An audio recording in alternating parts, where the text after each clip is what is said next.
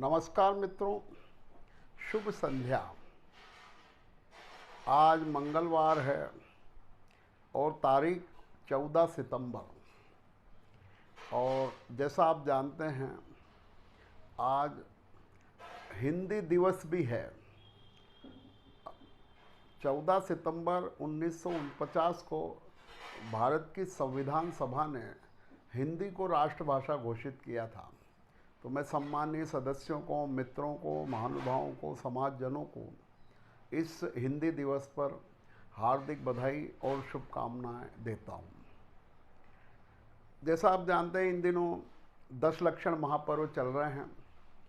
पर्युषण महापर्व अभी अभी पूर्ण हुए और हमने संवत्सरीय महापर्व बहुत उत्साह, उमंग और उल्लास से मनाया।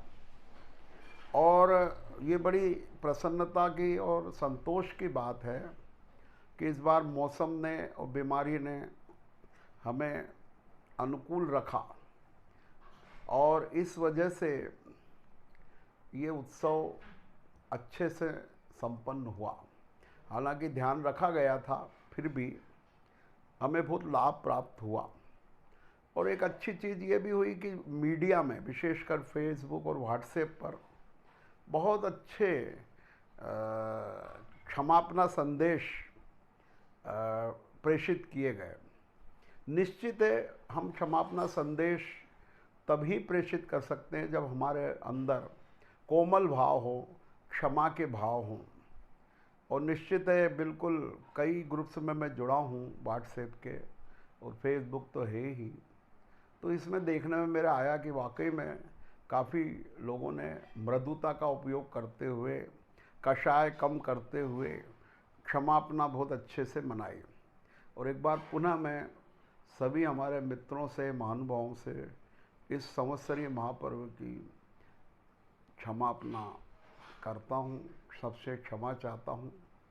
निश्चित है, इतना बड़ा ग्रुप चलाना, उसमें कई चीज़ें ऐसी होती है, अनुशासन की दृष्टि से समझ लीजिए, और कोई त्रुटि हो तो ऐसी प्रकार से दिल दुखा हो, तो मैं इस एपिसोड के माध्यम से आप सबसे हार्दिक क्षमा याचना करता हूँ। इन दिनों जीना इसी का नाम है सीरीज चल रही है। और जैसा मैंने कहा था कि ये सीरीज हम अनंत चतुर्दशी अर्थात इस 10 लक्षण महापर्व की पूर्णता तक चलाएंगे। और अभी तक इसके 107 एपिसोड हो चुके हैं। 107वें एपिसोड में श्री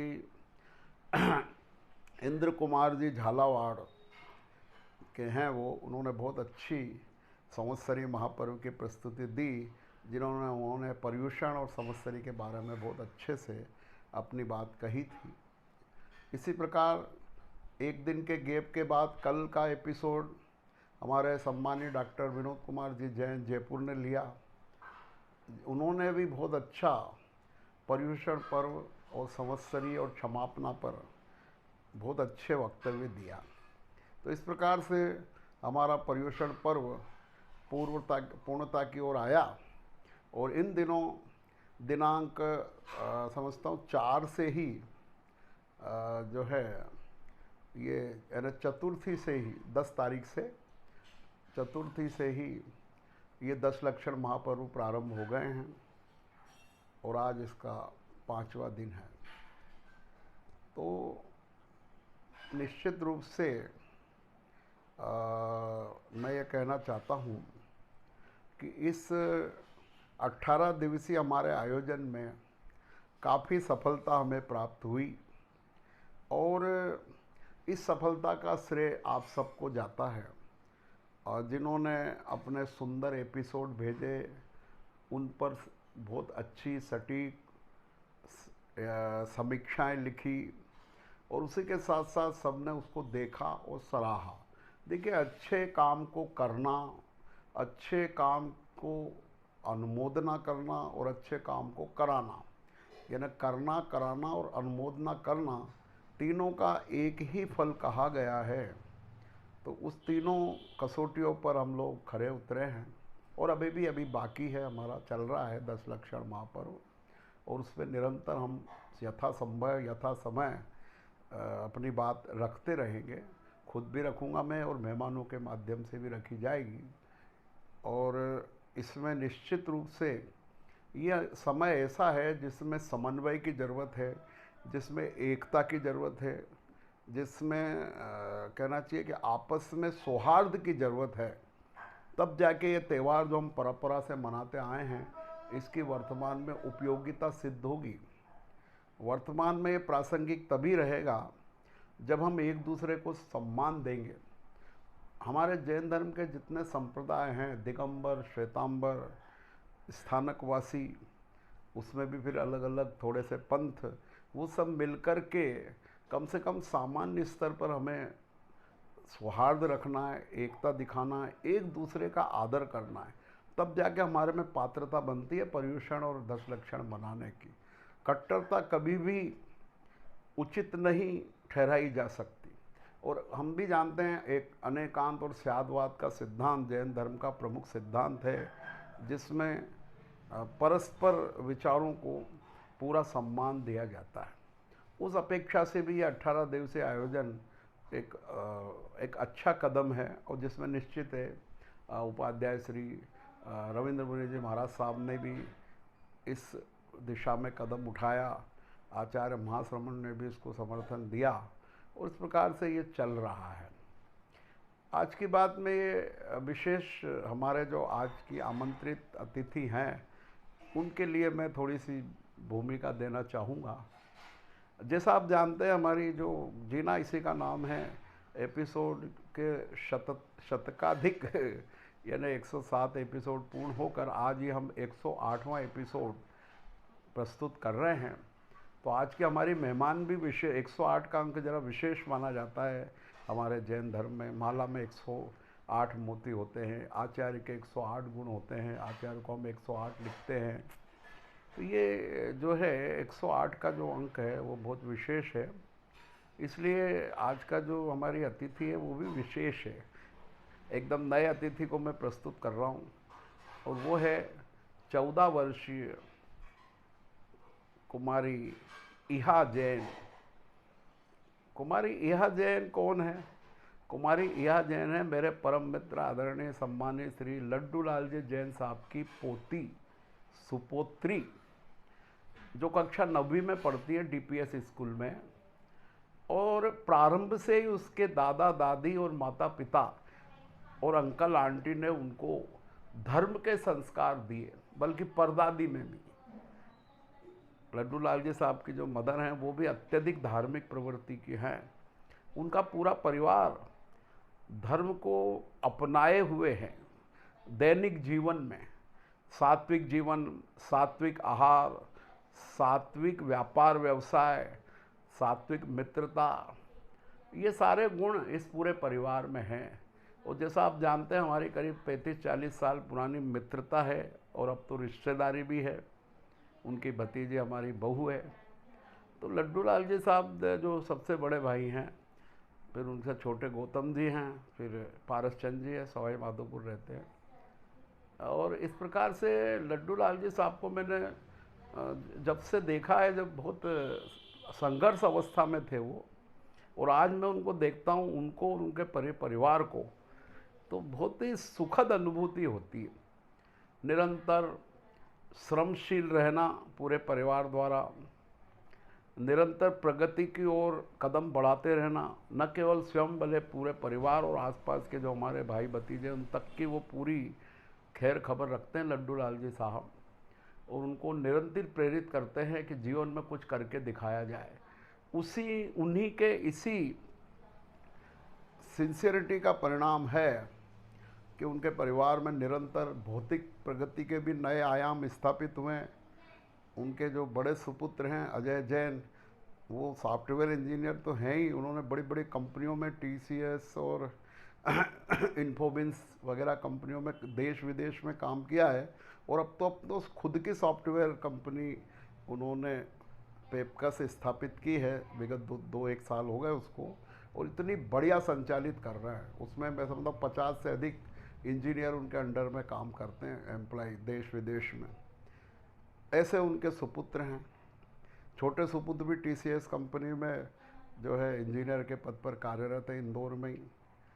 और स्वयं का बहुत अच्छा मसाले का काम। ये सब मैं ये बताना चाह रहा हूँ उनका परिचय देते हुए कि देखिए उन्होंने धर्म साधा और नैतिकता साधी और निरंतर परिश्रम करते हुए एक अच्छा मुकाम लौकिक और धार्मिक स्थापित किया। उतनी सात्विकता उतना ही नियम उनके धार्मिक जीवन में हैं घर में।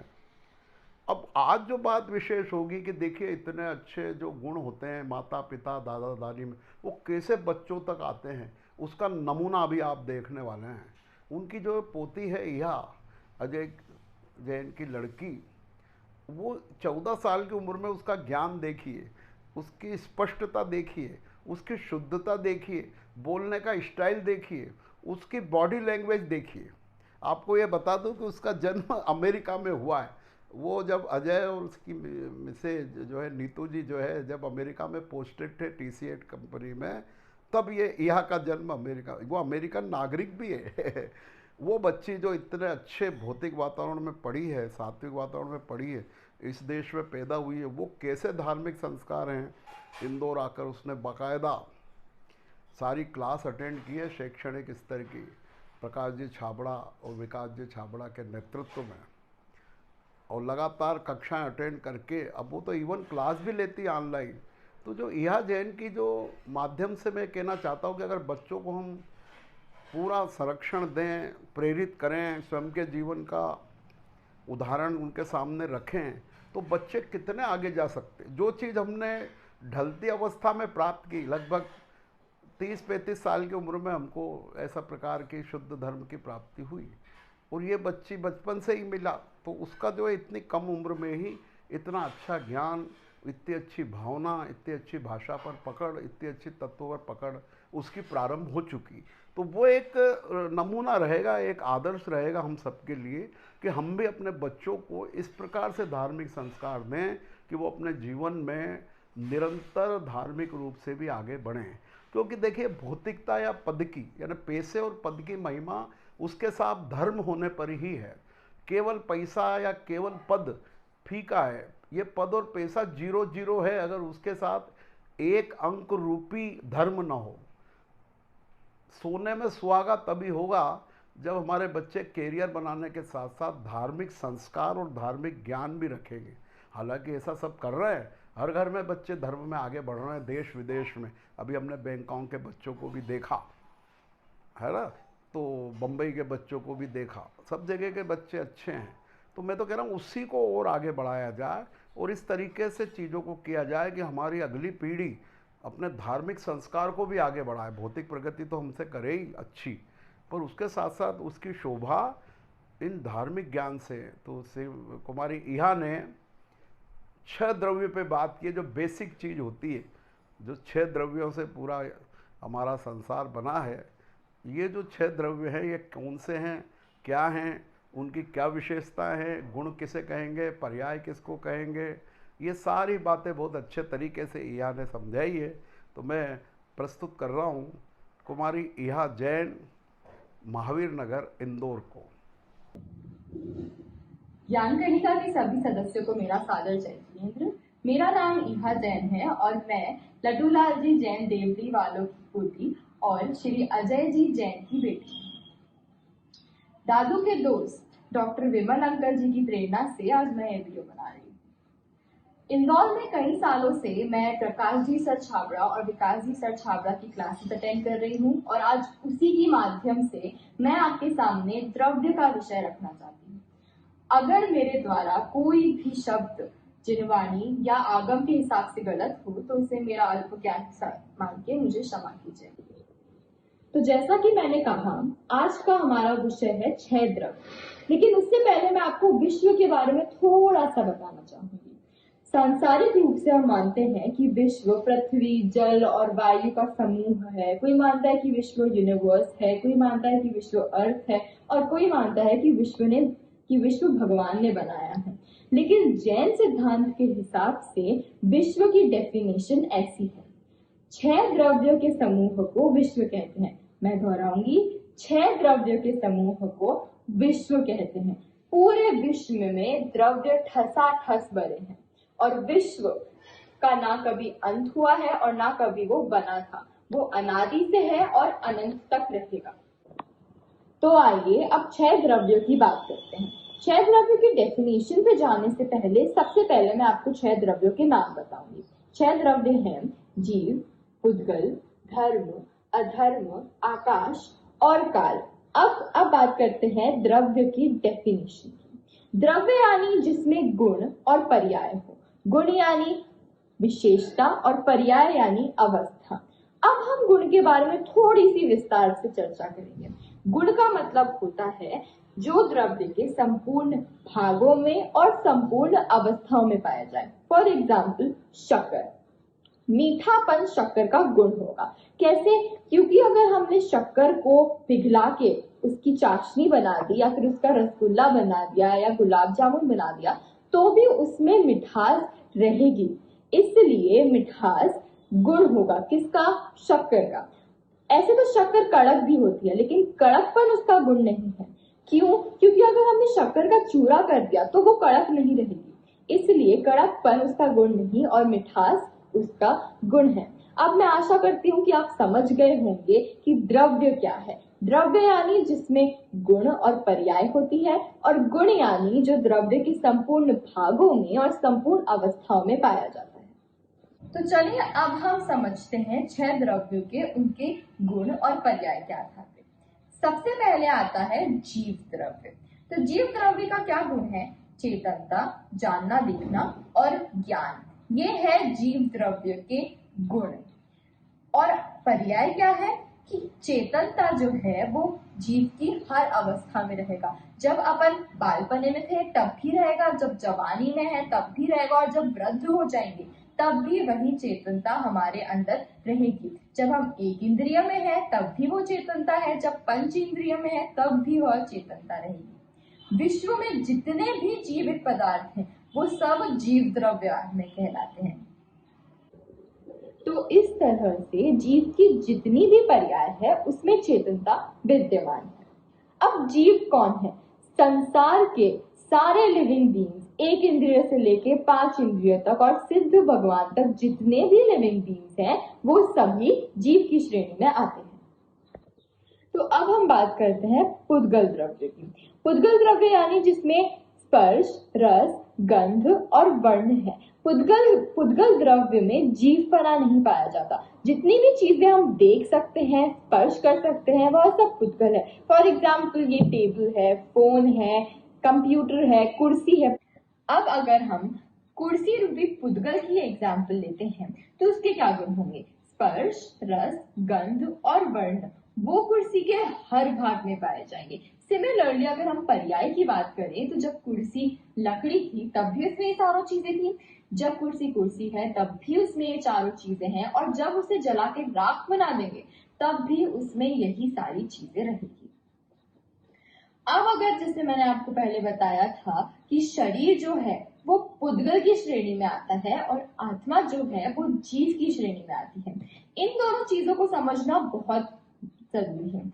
अगर हम द्रव्य पढ़ रहे हैं तो ये सारी चीजें समझना हमारे लिए आसान हो जाएगा। स्व और पर का भेद विज्ञान करना हमारे जैन धर्म का सबसे बड़ा सार है। स्व यानी जो हमारा है यानी आत्मा, और पर यानी जो शरीर है और बाकी सारी चीजें। यहाँ पे ये समझना बहुत जरूरी है कि जो शरीर है वो पर है और जो स्व है वो है हमारी आत्मा। इसी तरह से पुद्गल की श्रेणी में वो सारी चीजें आती हैं जो हम आंखों से देख सकते हैं और जिसमें स्पर्श, रस, गंध और वर्ण पाया जाता है। अब आते हैं धर्म द्रव्य पे। तो धर्म से हमारा ये मतलब नहीं है पूजा पाठ और मंदिर जाना। धर्म द्रव्य अलग चीज है। धर्म द्रव्य की डेफिनेशन क्या होगी? जो जीव और पुद्गल को चलने में सहायक हो। फॉर एग्जाम्पल मछली में तैरने की शक्ति है लेकिन पानी के बिना वो तैर नहीं सकती। जैसे कि पानी मछली को तैराने में सहायक है वैसे ही धर्म द्रव्य जीव और पुद्गल की गति कराने में सहायक है। अब हम हमारे चौथे द्रव्य की बात करेंगे। जिसका नाम है अधर्म द्रव्य। जैसे कि धर्म द्रव्य जीव और पुद्गल को गति कराने में सहायक होती है, वैसे ही अधर्म द्रव्य जीव और पुद्गल को ठहरने में या स्थिर होने में सहायक होती है। फॉर एग्जाम्पल, चलते हुए यात्री को पेड़ की छाया रोक लेती है, वो उसे स्थिर होने में सहायक होती है। वैसे ही अधर्म द्रव्य जीव और पुद्गल के ठहरने में या स्थिर होने में सहायक होती है। हमारा पांचवा द्रव्य है आकाश द्रव्य।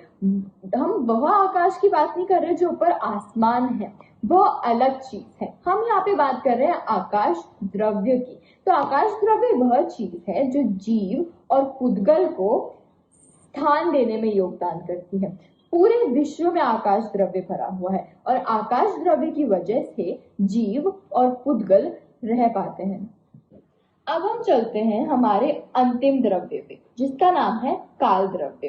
काल द्रव्य जीव और पुद्गल के परिवर्तन में सहायक है। काल द्रव्य परिवर्तन नहीं करता, लेकिन उसकी उपस्थिति से ही जीव और द्रव्य पे ऐसा प्रभाव पड़ता है कि परिवर्तन हो जाता है। फॉर एग्जाम्पल, जो पंखे की रॉड है वो खुद नहीं घूमती, लेकिन उसके बिना भी पंखा नहीं घूम सकता। उसी तरह काल के बिना जीव और पुद्गल में परिवर्तन नहीं हो सकता है। तो जितने भी यूनिट्स हैं, मिनट, घंटा, सेकंड, वो सब काल के उदाहरण हैं। तो इस तरह हमने 6 द्रव्यों की बहुत ही संक्षेप में चर्चा करी। इस चर्चा के 2 उद्देश्य थे। पहला उद्देश्य यह था कि हमें स्व और पर के बीच में डिफरेंस समझ में आए। यह समझ में आए कि स्व मैं हूँ और पर मेरा शरीर है, पर पुद्गल है। और दूसरा हमारा उद्देश्य यह था कि हर द्रव्य स्वतंत्र है, हर द्रव्य एक दूसरे के माध्यम से काम करता है, हर द्रव्य एक दूसरे के माध्यम से परिणमन करता है। इससे हमारी कर्ता बुद्धि नष्ट होती है।